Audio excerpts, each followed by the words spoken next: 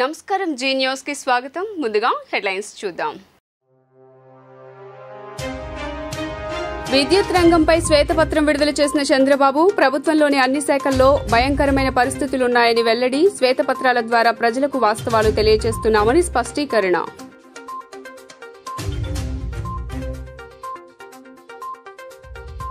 ఆంధ్రప్రదేశ్ ఎన్నికలపై BRS working president KTR ఆసక్తికర వ్యాఖ్యలు. జగన్ ఓడిపోవటం ఆశ్చర్యాన్ని కలిగించిందని వ్యాఖ్య.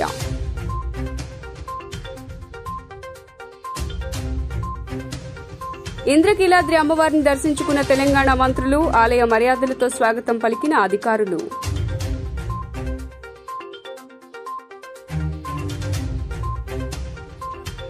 అమరావతిలో రాష్ట్ర స్థాయి బ్యాంకర్ల సమావేశం. సీఎం చంద్రబాబు అధ్యక్షతన పలు అంశాలపై చర్చించిన ఎస్ఎల్వీసీ.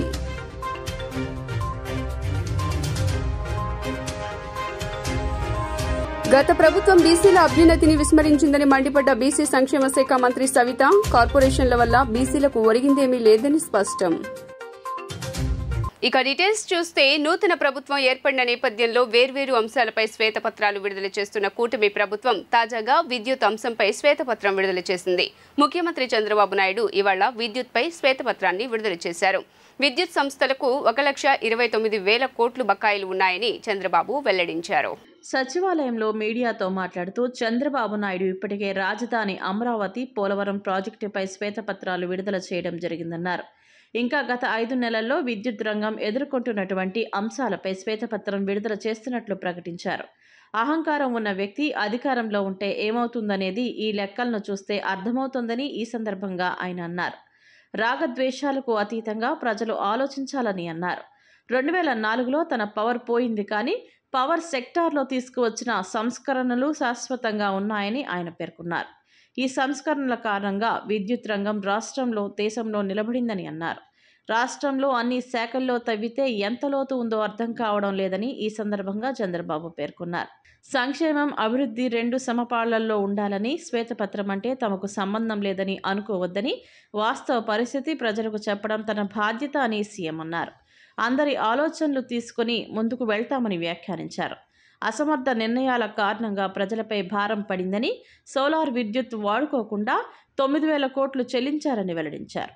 గత 5 సంవత్సరాలలో మొత్తం 32,166 కోట్లు ప్రజలపై అదనపు భారం పడిందని సీఎం చంద్రబాబు అన్నారు. గృహ వినియోగదారులపై 8,180 కోట్ల భారం పడిందని చెప్పారు. పెత్తందారులు పేదవారికి పోటీ అని చెప్పేవాడు. ఈ పెత్తందారి పాలనలో పేదవాడు ఎలా నలిగిపోయాడో అందరికీ తెలిసిందే. చేతకాని పరిపాలన కారణంగా మొత్తం విద్యుత్ సంస్థలు దెబ్బతిన్నాయి. అసమర్థుడు కారణంగా మొత్తం 47,741 కోట్లు నష్టపోయాం.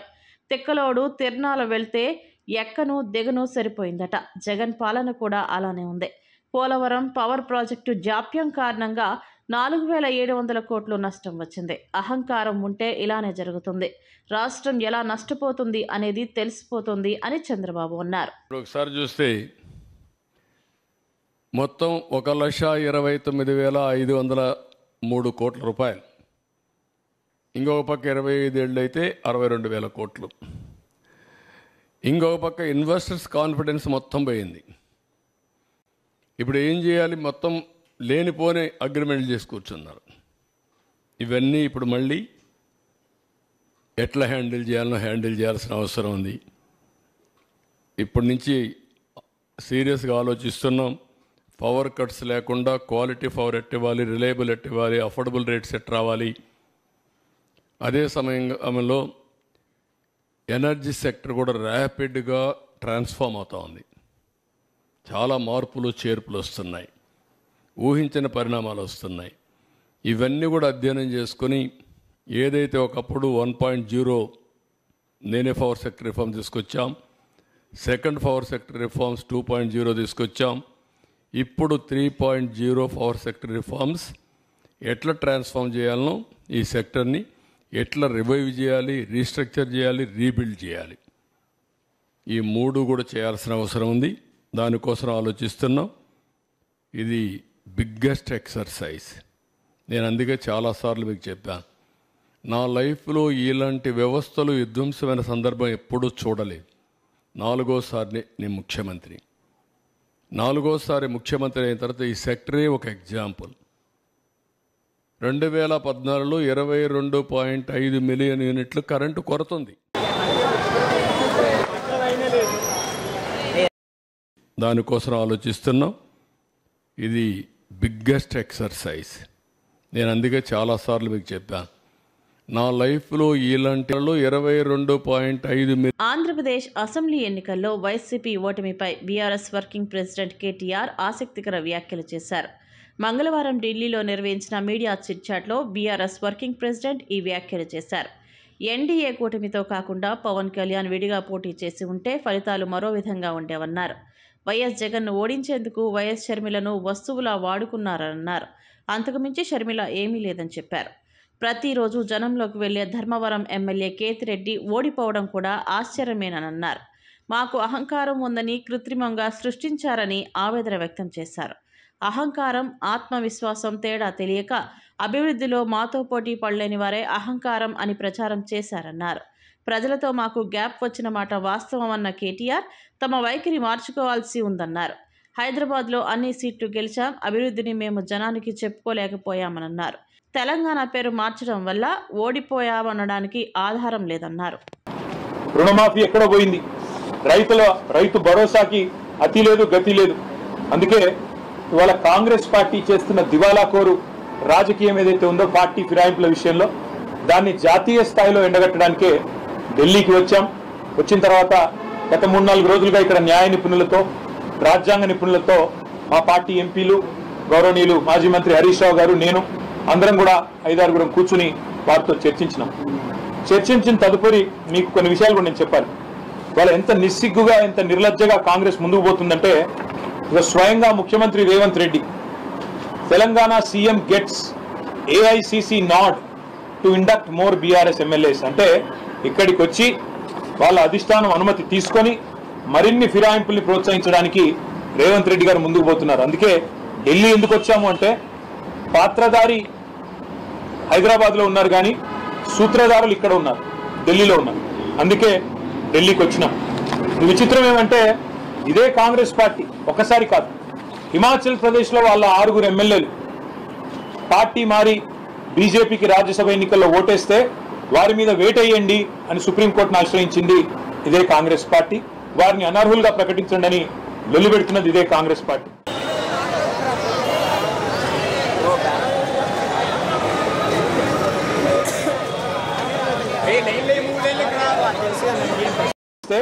వారి మీద వేట ఆశ్రయించింది ఇదే పార్టీ.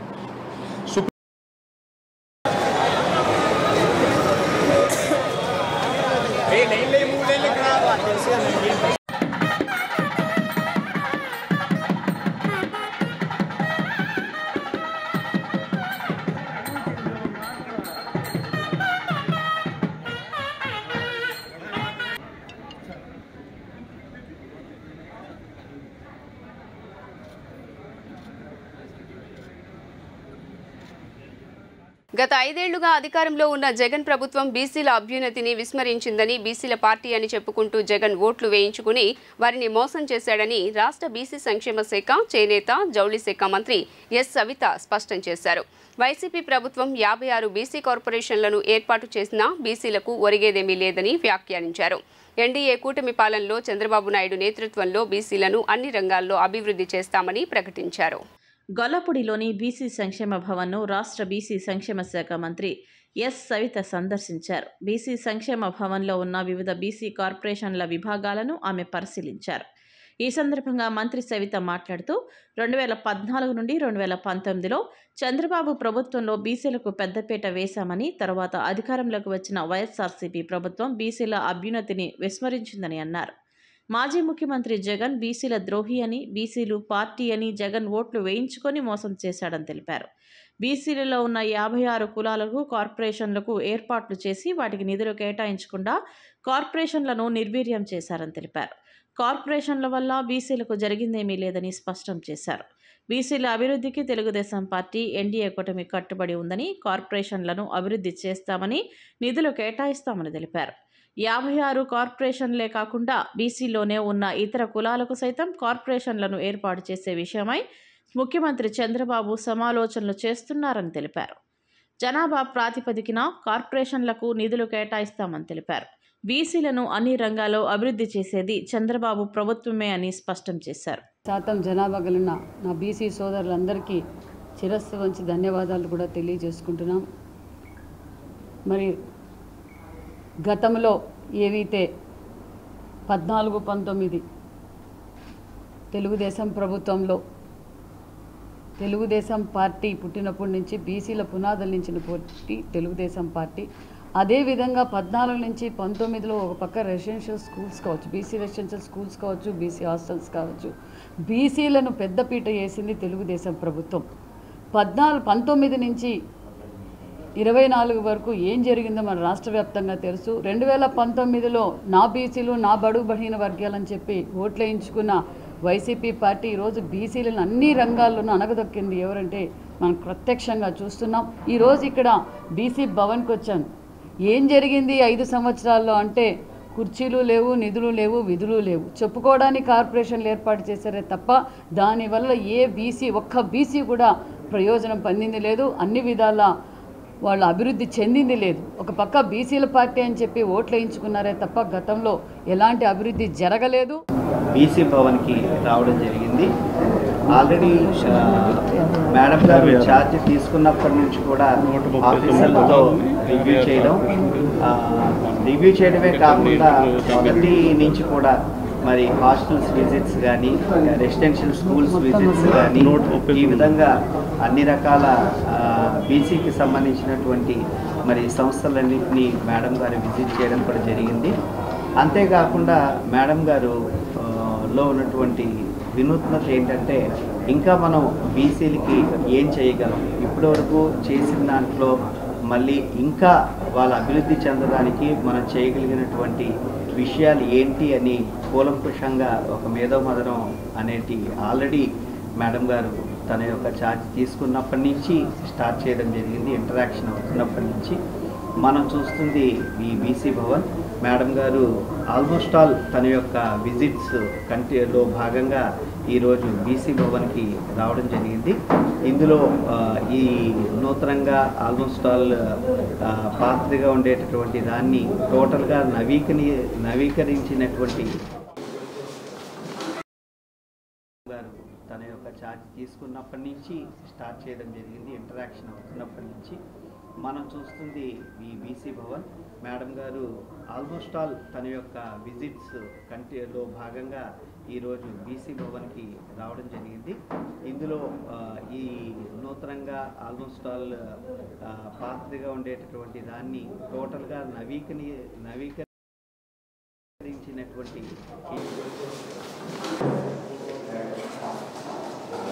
ఇంటరాక్షన్ అవుతున్నప్పటి నుంచి మనం చూస్తుంది ఈ బీసీ భవన్ విజిట్స్ కంటిలో నూతనంగా దాన్ని టోటల్గా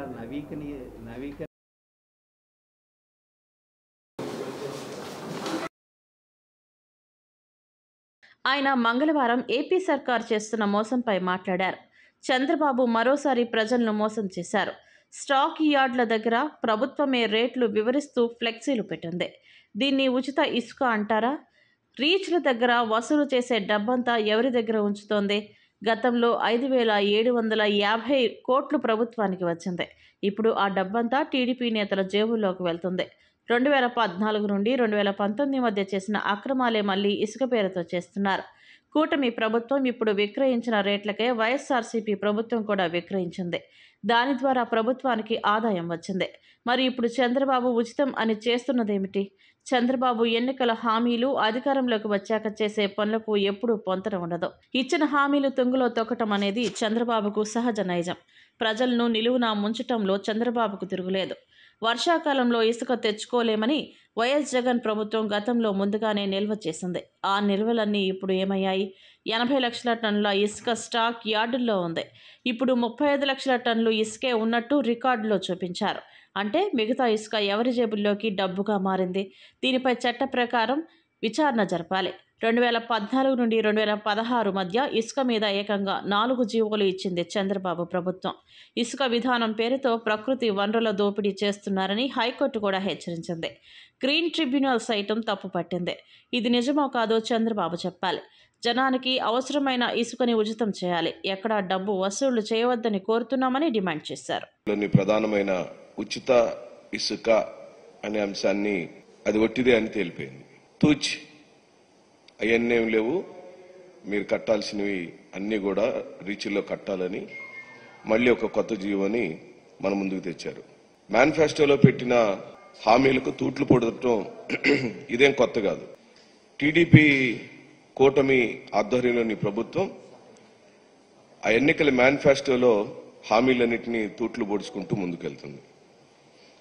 ఉచితంగా ఇస్తానన్న చంద్రబాబు నాయుడు గారు మరోసారి ప్రజలందరినీ బోల్తా కొట్టించాడు. ఇసుక ఉచితంగా ఇవ్వకపోగా స్టాక్ యార్డుల వద్ద దారుణమైన రేట్లతో ఇసుకను విక్రయిస్తున్నట్టుగా అఫీషియల్గా ప్రకటించేశారు. స్టాక్ యార్డుల దగ్గర వారి ఫోటోతో ప్రభుత్వం ఆధ్వర్యంలో ఇసుక అమ్మబడును అని నా దగ్గర ప్రభుత్వం ప్రదర్శించిన ఓ ఫ్లెక్సీని రాష్ట్ర ప్రజల సమాచారం కోసం మరియు మీడియా మిత్రుల కోసం మేము చూపించడానికి చేస్తూ నూతన ఉచిత ఇసుక విధానం 2024 సామాన్యులకు అందుబాటులో ఇసుక నర్సీపట్నం గబ్బాడ ఇసుక డిపోలో 1225 రూపాయలకు అమ్ముతున్నట్లుగా ప్రకటించారు. జగ్గయ్యపేట బూదవాడ అల్ట్రాటెక్ సిమెంట్ ఫ్యాక్టరీలో జరిగిన ప్రమాదంపై న్యాయ విచారణ జరిపించాలని సిఐటియు రాష్ట్ర కమిటీ ప్రభుత్వాన్ని డిమాండ్ చేస్తోంది. రాష్ట్ర ప్రభుత్వం ఈజ్ ఆఫ్ డూయింగ్ పేరుతో తనిఖీలు చేయకుండా నిలుపుదల చేయడంతోనే పారిశ్రామిక రంగంలో ప్రమాదాలు పరిపాటిగా మారాయంటూ ఆందోళన వ్యక్తం చేసింది. సిఐటియు రాష్ట్ర కమిటీ ఆధ్వర్యంలో విజయవాడ మాకినేని బసవపున్నయ్య విజ్ఞాన కేంద్రంలో మంగళవారం పాత్రికేయుల సమావేశం జరిగింది. ఈ సమావేశంలో సిఐటియు రాష్ట్ర ప్రధాన కార్యదర్శి సిహెచ్ నరసింహారావు మాట్లాడుతూ అల్ట్రాటెక్ సిమెంట్ ఫ్యాక్టరీలో జూలై 7వ తేదీ జరిగిన ప్రమాదంలో ఆవుల వెంకటేష్ తీవ్ర గాయాల పాలై హాస్పిటల్లో మరణించిన సంగతి తెలిసిందే. మరో 15 మంది హాస్పిటల్లో చికిత్స పొందుతున్నారని గుర్తు చేశారు. అల్ట్రాటెక్ సిమెంట్ ఫ్యాక్టరీలో కిలన్ విభాగంలో యాజమాన్యం నిర్వహణ లోపం వల్ల ఈ ప్రమాదం జరిగినట్లు తెలియజేశారు. పైపు లీక్ అవుతుందని కార్మికులు పదే పదే చెప్పినా యాజమాన్యం పెడచెవిన పెట్టిందన్నారు. 7వ తేదీన అత్యంత వేడితో ఉన్న సిమెంట్ కార్మికులపై పడటంతో కార్మికులు తీవ్ర గాయాల పాలయ్యారు. యాజమాన్యం మానవత్వం లేకుండా వ్యవహరించడం వల్లే కార్మికులు మృత్యువాత గురవుతున్నారన్నారు. కర్మాగారంలో ప్రమాదం జరిగిన విషయాన్ని సైతం ప్రమాదం బారిన పడిన కార్మికుల కుటుంబాలు కూడా కబురు చేయని విధంగా అల్ట్రాటెక్ యాజమాన్యం వ్యవహరించిందన్నారు. ఆసుపత్రికి వెళ్లిన బాధిత కుటుంబాలకు గాయపడిన వారిని సాయంత్రం వరకు చూపించకపోవడం దారుణమన్నారు. గ్రామస్తులను కంపెనీలో రానియకుండా తాళాలు వేసి యాజమాన్యం పారిపోయిందన్నారు. యాజమాన్యం భద్రత లోపం వల్లే ఈ ప్రమాదం సంభవించినట్లు ఆయన పేర్కొన్నారు. రాష్ట్ర ప్రభుత్వం నుంచి ఫ్యాక్టరీ అధికారులు తనిఖీలు చేయడంలో విఫలం అవుతున్నారని ఆరోపించారు. ప్రభుత్వాలు అవలంబిస్తున్న ఈజ్ ఆఫ్ డూయింగ్తో పారిశ్రామిక యాజమాన్యాలు ఇష్టారాజ్యంగా వ్యవహరిస్తున్నాయన్నారు. ప్రమాదంలో మృతి చెందిన ఆవుల వెంకటేష్ కుటుంబానికి 50 లక్షలు ఇచ్చి ప్రభుత్వం చేతులు దులుపుకోవాలని చూస్తుందన్నారు. రాష్ట్ర ప్రభుత్వం ఇప్పటికైనా కళ్లు తెరిచి పరిశ్రమలను తనిఖీ చేస్తే ఇలాంటి ఘటనలు పునరావృతం కాకుండా ఉంటాయన్నారు. జగ్గయ్యపేట సమీపంలో ఉన్నటువంటి బూదవాడ గ్రామంలో అల్ట్రాటెక్ సిమెంట్ ఫ్యాక్టరీలో మొన్న ఆదివారం జరిగిన ఘోర ప్రమాదం. ఈ ప్రమాదంలో ఒక వ్యక్తి ఆవుల వెంకటేష్ చనిపోయారు. ఇంకో 15 మంది తీవ్ర గాయాల పాలయ్యారు. వారిలో 5గురి పరిస్థితి ఆందోళనకరంగా ఉందని చెప్పేసి నిన్న మేము అక్కడికి వెళ్ళినప్పుడు పర్యటించడానికి వెళ్ళినప్పుడు అక్కడి స్థానికులు కుటుంబ సభ్యులు తెలిపారు. ఈ ప్రమాదానికి ప్రధానమైనటువంటి కారణం యాజమాన్యం యొక్క నిర్లక్ష్య వైఖరి. చనిపోయినటువంటి వ్యక్తి కానీ లేదా గాయపడినటువంటి వాళ్ళకి సంబంధించినటువంటి దాని మీద యాజమాన్యం సానుకూలంగా స్పందించకపోవడంతో స్థానిక ప్రజానీకం వచ్చి ఆ ఫ్యాక్టరీలో ప్రమాదంలో ఉన్నటువంటి వాళ్ళని కాపాడేదానికోసం ప్రయత్నం చేస్తే యాజమాన్యం గేట్లు తాళాలేసి ప్రజల్ని లోపలికి రానియలేదు. రెండో రోజు నిరసన తెలియజేసి ఆ కుటుంబాలను ఆదుకోవాలి అని చెప్పేసి ఆందోళన చేస్తే నిరసన తెలియజేస్తే రాష్ట్ర ప్రభుత్వం పోలీసులను పంపి విచక్షణారహితంగా లాఠీ చార్జ్ చేశారు. 26 మందికి దెబ్బలు తగిలాయి, 2 చేతులు విరిగాయి. అంటే ప్రభుత్వం కూడా యాజమాన్యం వైపు కొమ్ము కాసే పనిచేసింది. కార్మికుల కుటుంబాలు నడి రోడ్డు మీద పడుతూ ఉన్నాయి, ప్రమాదాలు జరుగుతూ ఉన్నాయి. ఈ ప్రమాదాలను నివారించే దానికోసం ప్రమాదానికి కారకులైనటువంటి వాళ్ళ మీద పోలీస్ కేసు పెట్టి న్యాయ విచారణ జరిపే దానికోసం ఈ రాష్ట్ర ప్రభుత్వం సిద్ధంగా పోవటం అనేది బాధాకరమైన విషయం. ఇటువంటి ఘటనలు పునరావృతం కాకుండా చూడాల్సిన బాధ్యత ఈ రాష్ట్ర ప్రభుత్వం మీద ఉంది. అందువల్ల అక్కడ జరుగుతున్నటువంటి ఘటనలు, తీసుకోవాల్సిన చర్యలు, వీటన్నిటి మీద సిఐటియు రాష్ట్ర ప్రధాన కార్యదర్శి నరసింహరావు గారు అనేక విషయాలు మీతో వివరిస్తారు. అల్ట్రాటెక్లో జరిగినటువంటి ప్రమాదం అత్యంత ఘోరమైనటువంటి ప్రమాదం. ఇది పారిశ్రామిక ప్రమాదం. యాజమాన్యం యొక్క పూర్తి నిర్లక్ష్యం ఇందులో ఉంది. భద్రతా చర్యలు తీసుకోవడంలో పూర్తి వైఫల్యం ఉంది. దీని మీద రాష్ట్ర ప్రభుత్వం యొక్క తనిఖీలు లేవు. ఇది ప్రభుత్వం యొక్క ఫెయిల్యూర్. అలాగే రాష్ట్ర ప్రభుత్వం దీని మీద సేఫ్టీ ఆడిట్ అనేది చేయించాలి. సేఫ్టీ ఆడిట్ జరిగితే ఏ పరిశ్రమలోనైనా అక్కడ ఉన్నటువంటి భద్రతా చర్యల్లో వైఫల్యాలు ఏమిటనేటువంటి తెలుస్తాయి. ఈ రకమైనటువంటి ఘటన మీద రాష్ట్రంలో తరచుగా జరుగుతున్నాయి, ఫార్మా కంపెనీల్లో జరుగుతున్నాయి. ఇప్పుడే వీటీపీఎస్లో యాష్పాండ్ దగ్గర ప్రమాదం జరిగిందని చెప్పేసి 2 ఆంధ్ర హాస్పిటల్లో జాయిన్ చేశారు. అందువల్ల తరచుగా జరుగుతున్నటువంటి పారిశ్రామిక ప్రమాదాల మీద, ముఖ్యంగా అల్ట్రాటెక్ ప్రమాదాన్ని దృష్టిలో పెట్టుకొని న్యాయ విచారణ చేయాలని డిమాండ్ చేస్తున్నాం. ఇప్పటివరకు ప్రభుత్వం ఒక ఉన్నతాధికారులతోటి కూడా ఎంక్వైరీ అనేటువంటిది అనౌన్స్ చేయాల. దీన్ని బట్టి ప్రభుత్వం యాజమాన్యానికి అండగా ఉందని అర్థమవుతుంది. అట్లాగే అతి చిన్న సెక్షన్లతో ఒక కేసు పెట్టారు. అది నాలుగు గీసుకోవడానికి కూడా పనికిరానటువంటి సెక్షన్. పోలవరం నిర్వాసితులకు R&R ప్యాకేజీ తక్షణం అమలు చేయాలని ఏపీ రైతు సంఘాల నేతలు డిమాండ్ చేశారు. 2013 భూముల చట్టం ప్రకారం మార్కెట్ రేటుకు 4 రెట్లు అదనంగా పోలవరం నిర్వాసితులకు నష్టపరిహారాన్ని ఇవ్వాలని కోరింది. కేంద్ర రాష్ట్ర ప్రభుత్వాలు పోలవరం నిర్వాసితులకు న్యాయం చేయని పక్షంలో వారి న్యాయమైన హక్కుల పరిరక్షణ కొరకు రాజీలేని పోరాటానికి సిద్ధమవుతామంటూ రైతు సంఘాల నేతలు హెచ్చరించారు. ఆంధ్రప్రదేశ్ రైతు సంఘం, వ్యవసాయ కార్మిక సంఘం, కౌలు రైతు సంఘాల ఆధ్వర్యంలో విజయవాడలోని ఎంబీవీకే భవన్లో మంగళవారం పాత్రికేయుల సమావేశం జరిగింది. ఈ సందర్భంగా ఏపీ రైతు సంఘం రాష్ట్ర కార్యదర్శి కె ప్రభాకర్ రెడ్డి, వ్యవసాయ కార్మిక సంఘం రాష్ట్ర ప్రధాన కార్యదర్శి వి వెంకటేశ్వర్లు మీడియాతో మాట్లాడారు. ప్రభుత్వాలకు పోలవరం ప్రాజెక్టు నిర్మాణంపై ఉన్న శ్రద్ధ నిర్వాసితులపై లేకపోవడం అన్యాయమన్నారు. కాంటూరు లెక్కలు రద్దు చేసి 1,06,000 మంది నిర్వాసితులందరికీ ఒకేసారి నష్టపరిహారం అందించాలన్నారు. పోలవరం ప్రాజెక్టు నిర్మాణంలో భూములు, ఇళ్లు కోల్పోతున్న వారికి ఇళ్లు ఖాళీ చేయించే నాటికి 18 సంవత్సరాల నుండి ప్రతి ఒక్కరిని ఒక యూనిట్గా గుర్తించి 10 లక్షల R&R ప్యాకేజీ అమలు చేయాలని కోరారు. పోలవరం ప్రాజెక్టు నిర్మాణంలో సర్వం కోల్పోతున్న గిరిజనులకు పునరావాసానికి మొదటి ప్రాధాన్యత ఇవ్వాలని, పునరావాసం తర్వాతనే ప్రాజెక్టు నిర్మాణానికి పూనుకోవాలని ప్రభుత్వాన్ని కోరారు.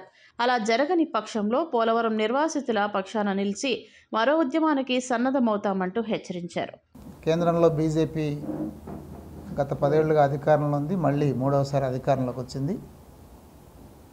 రోజు రాష్ట్ర విభజన సందర్భంగా పోలవరం ప్రాజెక్టును జాతీయ ప్రాజెక్టుగా ప్రకటించారు. ప్రాజెక్టు నిర్మాణం బాధ్యత మాది అని చెప్పేసి రోజు కేంద్ర ప్రభుత్వం ప్రకటించింది. ప్రాజెక్టు నిర్మాణం అంటే పునరావాసంతో కలిసే ప్రాజెక్టు నిర్మాణం ఉంటుంది.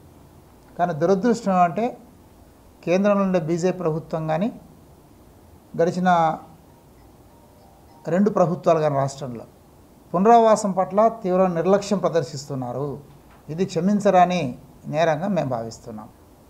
1,00,000కు పైగా కుటుంబాలు, 1,06,000 కుటుంబాలు ఇప్పటి లెక్క కాదు, 2016 లెక్క 1,06,000 కుటుంబాలు నిర్వాసితులు అవుతున్నారు. అప్పటికి ఇప్పటికీ 18 సంవత్సరాలు ఉన్నటువంటి యువకుల సంఖ్య పెరిగింది. వాళ్లకు 2013 భూసేకరణ చట్టం ప్రకారం ఏదైతే పరిహారం కానీ, పునరావాసం కానీ, పునర్నిర్మాణం కానీ కల్పించాలో కల్పించకుండా ప్రాజెక్టు డ్యామ్ నిర్మాణం పూర్తి చేయడం మా బాధ్యత అని చెప్పేసి ప్రభుత్వాలు భావిస్తున్నాయి. దీన్ని మేము తీవ్రంగా వ్యతిరేకిస్తున్నాం. పోలవరం నిర్మాణం మన రాష్ట్రానికి అవసరం, సందేహం లేదు. అయితే పోలవరం నిర్మాణం పేరిట అయితే ముంపు ప్రాంతంలో ప్రజలు ఉన్నారో, ముఖ్యంగా గిరిజన ప్రజలు కానీ, అట్లే చాలామంది గిరిజనేతరులు కూడా ఆ ప్రాంతంలో నివసిస్తున్నారు. వాళ్ళకి సంబంధించిన కనీస బాధ్యత కూడా ఈ ప్రభుత్వాలు తీసుకోవట్లేదు. ఆంధ్ర రాష్ట్రానికి జీవనాడిగా ఉన్నటువంటి పోలవరం ప్రాజెక్టులో సమిధులవుతున్నటువంటి 1,06,000 కుటుంబాల ఘోష వినడానికి 3 సంఘాలు పర్యటించడం జరిగింది. ఇది జాతీయ ప్రాజెక్టుగా కేంద్ర ప్రభుత్వం ప్రకటించింది. జాతీయ ప్రాజెక్ట్ అంటే కేంద్ర ప్రభుత్వమే మొత్తం భుజం మీద వేసుకొని ఈ ప్రాజెక్టును పూర్తి చేయాలనేది కాన్సెప్ట్. కానీ ఈరోజు కేంద్రంలో ఉన్నటువంటి బీజేపీ ప్రభుత్వం ఈ ప్రాజెక్టు నిర్మాణం కోసం మాత్రం నిధులు ఇస్తాం, ఇప్పటికే సుమారుగా 18,000 కోట్ల దాకా ఇచ్చాము, ఇంకొక 12,000 కోట్లు ఇస్తే మా బాధ్యత తీరిపోతుందని చెప్తున్నారు. కానీ ఆర్థిక నిపుణులు అందరూ చెప్పేది ఏమంటే ఈ ప్రాజెక్టు పూర్తి కావడానికి దాదాపు 58,000 కోట్లు ఖర్చు అవుతుందని చెప్తున్నారు. ఇంకా 10 ఏళ్ళైనా ఇది పూర్తి అవుతుందో లేదో తెలీదు. అంటే నిర్మాణ వ్యయం ఎంత అవుతుందో కూడా తెలియదు. కానీ ప్రభుత్వ లెక్కల ప్రకారంగా 34,000 కోట్ల రూపాయలు నిర్వాసితులకు వాళ్ళకి పునరావాసం కానీ పునర్నిర్మాణం కానీ కల్పించడానికి ఇది న్యాయబద్ధంగా వేసినటువంటి లెక్క, టెంటేటివ్ వేసినటువంటి లెక్క. న్యాయబద్ధంగా 2013 భూసేకరణ చట్టం ప్రకారం అయితే ఇంకా మరిన్ని సౌకర్యాలు రావాలి. కానీ బీజేపీ ప్రభుత్వం ఈ నిర్వాసితుల బాధ్యత మాది కాదు అని రాష్ట్రాల మీద తోసడం అనేది చాలా దుర్మార్గమైంది. మైనారిటీలను గత వైసీపీ ప్రభుత్వం తీవ్రంగా మోసం చేసిందని బీజేపీ మైనారిటీ మోర్చా రాష్ట్ర అధ్యక్షుడు షేక్ బాజీ ఆరోపించారు. కేంద్రం నుండి వచ్చిన నిధులను పక్కదారి పట్టించి దోచేశారని ఆరోపించారు. ఈ అవినీతికి అప్పటి మైనారిటీ శాఖ మంత్రి అంజాద్ బాషానే ముఖ్య కారణమని ఆరోపణలు గుప్పించారు. గత ముఖ్యమంత్రి జగన్మోహన్ రెడ్డి మైనార్టీలను తీవ్రంగా మోసం చేశాడని బీజేపీ మైనార్టీ మోర్చా రాష్ట్ర అధ్యక్షుడు షేక్ బాజీ ఆరోపించారు. బీజేపీ రాష్ట్ర కార్యాలయంలో ఆయన మాట్లాడుతూ వైసీపీ హయాంలో మైనారిటీ మంత్రిత్వ శాఖలో తీవ్ర అవినీతి జరిగిందని విమర్శలు చేశారు. కేంద్రం నుండి మైనార్టీల సంక్షేమం కోసం వచ్చిన 16,000 కోట్ల నిధులు ఏమయ్యాయని ప్రశ్నించారు. గత వైసీపీ హయాంలో మైనారిటీ మంత్రి అంజాద్ బాషా భారీ అవినీతిలో ప్రధాన పాత్ర పోషించారని అన్నారు. బీజేపీ అధికారంలోకి వస్తే ముస్లింలకు అన్యాయం జరుగుతుందని వైసీపీ నాయకులు విష ప్రచారం చేశారని, కానీ ప్రజలు వారి మాటలను నమ్మలేదని చెప్పారు. మైనార్టీ సమాజం ఎక్కువగా ఉన్న విజయవాడ పశ్చిమంలో కమలం గుర్తుపై పోటీ చేసిన సుజనా చౌదరి అఖండ మెజారిటీతో గెలిపించారని గుర్తు చేశారు. ముస్లింలు ఉన్న ప్రాంతాల్లో మౌలిక వసతులకు 2,000 కోట్లు, హెల్త్ క్యాంపుల కోసం 100 కోట్లు, స్కిల్ డెవలప్మెంట్ 400 కోట్లు ఖర్చు చేశామని వైసీపీ దొంగలెక్కులు చెబుతోందని, ఈ ఖర్చులపై శ్వేతపత్రం విడుదల చేయాలని కోరారు. తక్షణమే మాజీ మంత్రి అంజాద్ బాషాను అరెస్ట్ చేసి నిజాలు బయటకు తీసుకురావాలని డిమాండ్ చేశారు. అనేకమైనటువంటి శాఖలు మైనారిటీ మంత్రిత్వ శాఖ కింద ఉన్నటువంటి హజ్ కమిటీ కానీ, మైనారిటీ కమిషన్ కానీ, మైనారిటీ కార్పొరేషన్ కానీ, మౌలానా అబుల్ కలాం ఫౌండేషన్ కానీ అనేక సంస్థల నుంచి ఈ రాష్ట్రానికి వచ్చినటువంటి నిధుల వివరాలతో పాటుగా ఈ రాష్ట్రంలో గత ముఖ్యమంత్రి హయాంలో మైనారిటీ మంత్రిగా పనిచేసినటువంటి అంజాద్ బాషా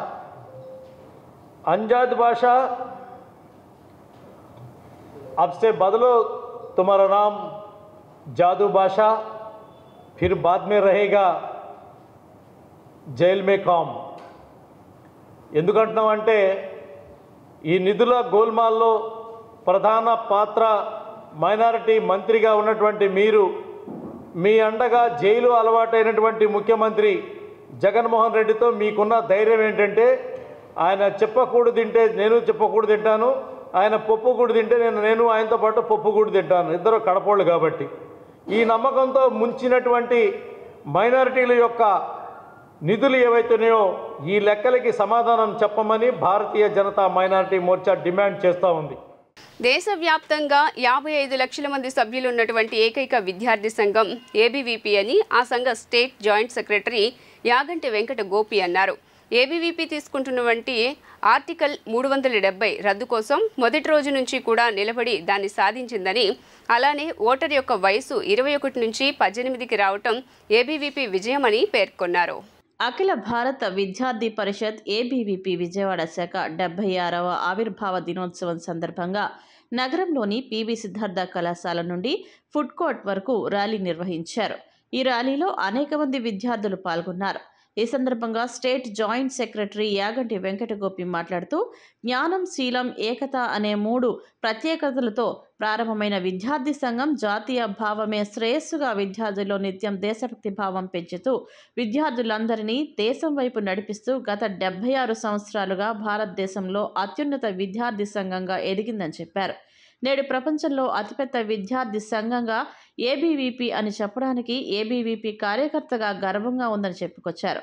ఈ కార్యక్రమంలో జోనల్ ఆర్గనైజింగ్ సెక్రటరీ తిరిగే శివకుమార్ గారు, state SFD convener Shri Subrahmanyam గారు, కార్యకర్తలు దుర్గారావు, అఖిల్, జితేంద్ర, బాలకాశి, రాజేష్, వసీం, హర్ష, వరుణ్, మురళి పాల్గొన్నారు. విజయవాడ సిద్ధార్థ కాలేజీ నుంచి ఏబీవీపీ స్టూడెంట్స్ అందరూ కూడా ఒక మంచి ర్యాలీతో ఇక్కడి నుంచి బయలుదేరబోతున్నారు. నేను ఈ విషయం ఈ జెండా ఊపే కార్యక్రమాన్ని రావడంలో ఉద్దేశం ఏంటంటే, విద్యార్థులు ఈ దశలోనే మొక్కై వంగున వంగదన్న సామెతలో మొక్కప్పుడే దాని యొక్క సరైన క్రమశిక్షణ ఉండాలి. ఈ రోజున ఏబీవీపీలో సరైన క్రమశిక్షణ, దేశభక్తి కానీ, తల్లిదండ్రుల మీద కానీ, అదేవిధంగా సమాజంలో వారి రోల్ ఏంటి, అదేవిధంగా స్టూడెంట్స్గా ఉన్నప్పుడు వాళ్ళ హక్కులేంటి, ఇవన్నీ కూడా ఏబీవీపీ ద్వారా వాళ్ళు నేర్చుకునే అవకాశం ఉంది. ఎందుకంటే పుస్తకాల పురుగులాగా 24 గంటలు చదవటం కాదు, సంస్కృతి, సంస్కారం, సభ్యత, ఈ సమాజం పట్ల మన జీవితం ఏ విధంగా ఈ దేశం కోసం అర్పణ చేయాలి. నెంబర్ 1 కోరుకునేది స్టూడెంట్గా ఉండాలని కోరుకుంటాం. ఎందుకంటే అప్పుడు ఏ కల్మషం ఉండదు, ఎటువంటి ఇబ్బందులు ఉండవు, హ్యాపీగా జీవితం 10 మంది ఫ్రెండ్స్ జీవితం అనేది హ్యాపీగా గడుపుతాం. కాబట్టి అటువంటి స్టూడెంట్ జీవితంలో మన ఆనందంతో పాటు ఒక క్రమశిక్షణ కూడా అలవాటు కావాలని కోరుకుంటూ, అందరూ కూడా మా తమ్ముళ్ళందరూ కూడా సక్సెస్ అవ్వాలి. ముఖ్యంగా గోపి వీళ్ళందరూ కూడా మరి ఎంతో కష్టపడి ఈ రాష్ట్ర నాయకత్వం, మళ్ళీ ఈ జిల్లా నాయకత్వం, టౌన్ నాయకత్వం అందరూ కూడా సక్సెస్ అవ్వాలని, బాగా చదువుకొని మంచి ర్యాంకులు సంపాదించి ఈ దేశం కోసం మీరు అందరూ పాటుపడాలని కోరుకుంటూ సెలవు. ఇదే రోజు జ్ఞానం, శీలం, ఏకత అనే 3 ప్రత్యేకతలతో ఏబీవీపీ స్టార్ట్ చేసి దేశభక్తిని పెంపొందించాలని స్టార్ట్ చేస్తే ఈరోజు ఆ ప్రత్యేకతల్ని చూపుతూ ఏబీవీపీ ముందుకు సాగుతూ ఉంది. ఇలాగే 100 సంవత్సరాలైనా 200 సంవత్సరాలైనా సరే ఈ దేశం కోసం వెనకడుగు వేయకుండా ప్రాణాలకు సైతం త్యాగం చేసి ఆఫ్టర్ ఇండిపెండెన్స్ కూడా ప్రాణాలు త్యాగం చేసినటువంటి ఏకైక సంస్థ ఏదన్నా దేశం కోసం ఉందండి అంటే అది ఏబీవీపీ మాత్రమే అని చెప్పుకోవచ్చు. మనందరం కళ్ళ ముందు కనపడింది. పోయిన ప్రభుత్వంలో ప్రభుత్వం గద్దె దించడానికి ముఖ్య పాత్ర ఏ స్టూడెంట్ యూనియన్ పోషించిందా అంటే ఏబీవీపీ అని కరాఖండిగా చెప్పే విషయం అందరికీ కనపడతా ఉంది. సచివాలయం ముట్టడి ఎవరు ధైర్యం చేయకముందే సచివాలయం ముట్టడి ఏబీవీపీ చేసింది, సీఎంఓ ముట్టడి చేసింది. ఈరోజు ఇక్కడ శోభయాత్ర నిర్వహించుకుంటా ఉన్నాం. 76వ సంవత్సరం స్టార్ట్ అయినందున ఈ సిద్ధార్థ కాలేజీ నుంచి ఆర్ఆర్ దర్బార్ మీదుగా జమ్మిచెట్టు దగ్గర నుంచి బాబు జగజ్జీవన్ రావు గారి విగ్రహం దగ్గర పూలమాల వేసి అక్కడ మాట్లాడటం జరుగుతుంది ఈ ర్యాలీని ఉద్దేశించి. ఆ తర్వాత ఈ స్ట్రీట్ వరకు వెళ్ళి అక్కడ ముగింపు జరుగుతుంది. అంగన్వాడీల సమస్యలను పరిష్కరించడంలో గత వైసీపీ ప్రభుత్వం పూర్తిగా విఫలమైందని ఆంధ్రప్రదేశ్ అంగన్వాడీ వర్కర్స్ మరియు హెల్పర్స్ అసోసియేషన్ రాష్ట్ర ప్రధాన కార్యదర్శి జె లలిత అన్నారు. గత 5 సంవత్సరాలు వైసీపీ ప్రభుత్వం అంగన్వాడీ వర్కర్లు మరియు హెల్పర్లను తీవ్ర ఇబ్బందులకు గురిచేసిందని మండిపడ్డారు. ఆంధ్రప్రదేశ్ అంగన్వాడీ వర్కర్స్ మరియు హెల్పర్స్ అసోసియేషన్ ఆధ్వర్యంలో నిర్వహించిన మీడియా సమావేశంలో లలిత మాట్లాడుతూ ఈ నూతన ప్రభుత్వం తమ సమస్యలను పరిష్కారం చేయాలని ఆమె కోరారు. సెలవు రోజు లేదు, ఏమీ లేదు, అన్ని రకాల పనులు చేయడానికి అంగన్వాడీలు చేస్తున్నారు. మరి దీన్ని గుర్తులో పెట్టుకొని ఆ పని భారాన్ని కూడా తగ్గించాలని ఈ సందర్భంగా డిమాండ్ చేస్తున్నాం. ఒకే ఒక యాప్ చాలు, అది చూడండి.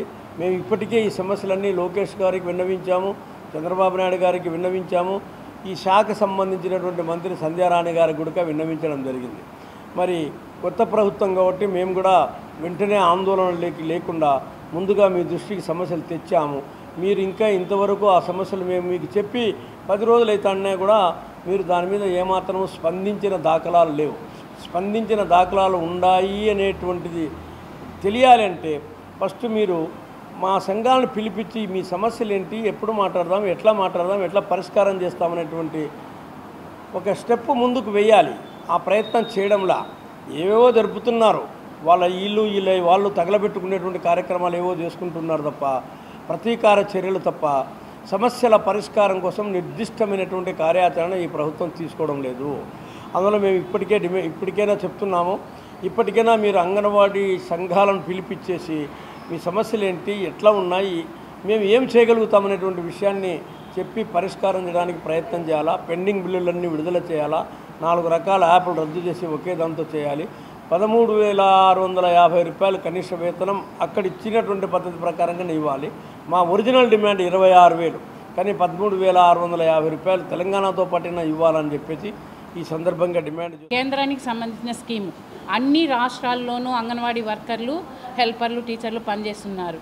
కానీ నరేంద్ర మోదీ ప్రభుత్వం 3 సార్లుగా అంటే 15 సంవత్సరాలు అవుతా ఉంది వచ్చి, ఇంతవరకు కూడా కింద స్థాయిలో అందరూ మహిళలు పనిచేస్తున్న ఈ స్కీమ్లో ఇంతవరకు కేంద్ర ప్రభుత్వం ₹1 పెంచిన దాఖలాలు లేవు. రెండిటికి రాష్ట్ర ప్రభుత్వానికి పనిచేస్తున్నాం, కేంద్రం ఇచ్చిన స్కీమ్స్ అన్నీ కూడా మేము ప్రజల దృష్టికి తీసుకెళ్తున్నాం. కేంద్ర ప్రభుత్వానికి కూడా మేము ఒకటే హెచ్చరిక చేస్తున్నాం, ఈ 5 ఏళ్ల లోపల మమ్మల్ని కేంద్ర ప్రభుత్వ ఉద్యోగులుగా అన్నా గుర్తించాలి, లేదా కేంద్ర ప్రభుత్వం మాకు జీతాలు పెంచాలనేసి మేము డిమాండ్ చేస్తున్నాం.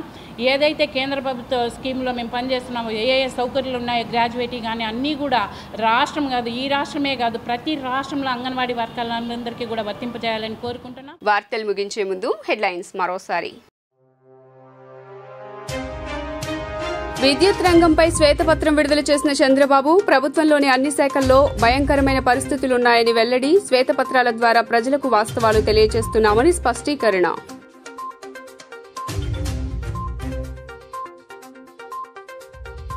ఆంధ్రప్రదేశ్ ఎన్నికలపై బీఆర్ఎస్ వర్కింగ్ ప్రెసిడెంట్ కేటీఆర్ ఆసక్తికర వ్యాఖ్యలు, జగన్ ఓడిపోవటం ఆశ్చర్యాన్ని కలిగించిందని వ్యాఖ్య.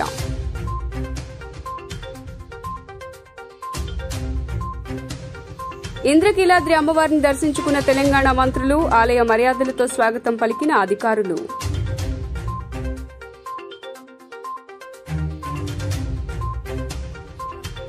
అమరావతిలో రాష్ట్ర స్థాయి బ్యాంకర్ల సమావేశం, సీఎం చంద్రబాబు అధ్యక్షతన పలు అంశాలపై చర్చించిన ఎస్ఎల్వీసీ.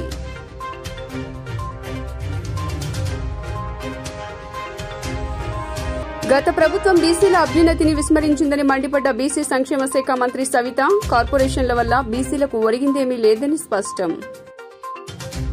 జీ న్యూస్ ఇంతటితో సమాప్తం. తిరిగి వార్తల్లో మళ్లీ కలుద్దాం. అంతవరకు సెలవు. నమస్కారం.